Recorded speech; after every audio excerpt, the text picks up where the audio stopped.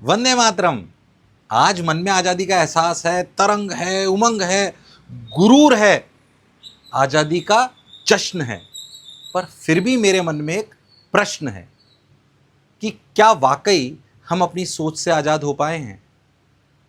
1947 में हम सब लोग ब्रिटिश रूल से तो आजाद हो गए, पर आज भी कुछ रूल्स ऐसे हैं जिनके जेल में हम सब बंद हैं, जिनकी वजह से हम उस यात्रा पर नहीं जा सकते जहां पर जाकर हम अपने सपनों का तिरंगा लहरा सकते थे।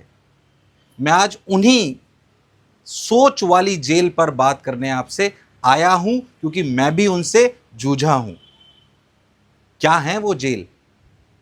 पहली जेल जो मुझे लगती है, जो आपको, हमको, अभिभावक गणों को, बच्चों को, शिक्षकों को, किसी भी एक आम इंसान को रोके रखती है अपने ड्रीम के पथ पर जाने के लिए, रोकने के लिए, वो क्या है? पहली जेल है कंपैरिजन की, कि कहीं मैं किसी से पीछे तो नहीं रह जाऊंगा, कहीं वो मुझसे बेहतर तो नहीं है। दूसरी जेल है डर की, यानी कि फियर की, कि अगर मैं फेल हो गया तो क्या होगा। और तीसरी और सबसे इंपॉर्टेंट जेल है कि दुनिया क्या कहेगी अगर मैं कुछ नहीं बन पाया। ये सारी विचारधाराएं हमारे मन में लगातार चलती रहती है। सही बताऊं तो एक बच्चा था 7th क्लास में, जब उसको पहली बार कहा गया कि असेंबली में अखबार पढ़ के बताओ, हाथ कांपते हुए, डरते हुए वो स्टेज पे चढ़ा। बहुत टूटी फूटी लैंग्वेज में उसने जैसे तैसे अखबार पढ़ा। जब नीचे उतरा तो किसी ने कुछ नहीं कहा, ना अध्यापकों ने, ना बच्चों ने, पर सबकी आंखों में उसके लिए दया का भाव था। आपने भी हो सकता है ऐसा महसूस करा हो कई बार।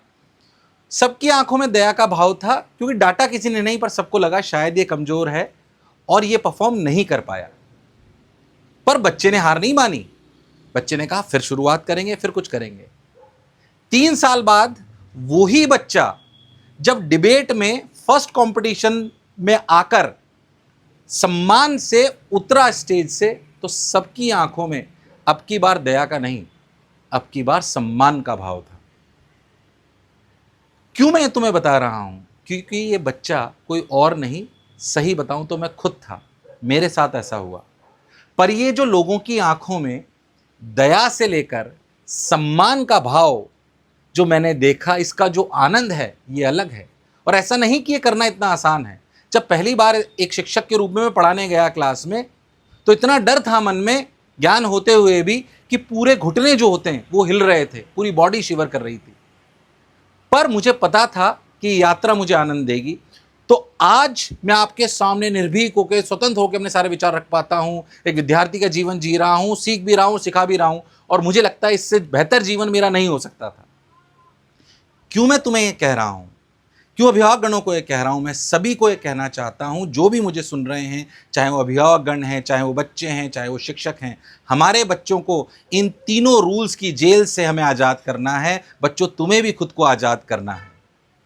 पेरेंट्स से भी मैं कहना चाहता हूं कि आप उनका सेल्फ कॉन्फिडेंस बढ़ाइए। और बच्चों को भी मैं हमेशा ये कहता हूं कि इस यात्रा में अगर आप इस जेल से आज़ाद हो गए, तीनों जेल से, कौन सी? वापस से बताता हूं, कंपैरिजन की, फियर की, और दुनिया क्या कहेगी, इन डरों से अगर आप आज़ाद हो गए तो कोई भी सपनों का तिरंगा लहराने में आप पीछे रह नहीं सकते। और हमारे देश के हर बच्चे का सपना अगर पूरा हुआ तो हमारा विश्व में भी परचम लहराने से कोई रोक नहीं सकता। और इस यात्रा में हमेशा कहता हूं, इस यात्रा का आनंद लीजिए, कि अगर जब भी आप इस यात्रा पे जाते हैं, ज्ञान की यात्रा में जाते हैं, तो एक बात मैं हमेशा कहता हूं, वो दोहराता हूं, कि इस यात्रा में या तो आप जीतते हैं या फिर सीखते हैं। हारता कोई भी नहीं है। तो आओ अपने सपनों की उड़ान भरते हैं, देश के लिए कुछ नया काम करते हैं। और मैं हमेशा दोहराता हूं, उसको फिर से कहता हूं कि ये ईर्ष्या बुरी है, न पालो इसे, दिल में खलिश है निकालो इसे, न तेरा न मेरा, न इसका न उसका, ये सबका वतन है संभालो इसे, ये सबका वतन है संभालो इसे। जय हिंद, जय भारत।